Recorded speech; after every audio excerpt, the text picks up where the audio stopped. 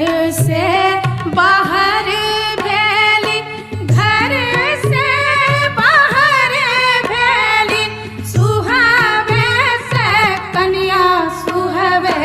धय लेली, घोड़ा के लगामु रे गवनवा, धय लेली घोड़ा के लगामु रे गवनवा।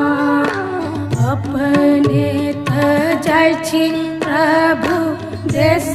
रे विदेशवास, देश रे विदेशवास, हम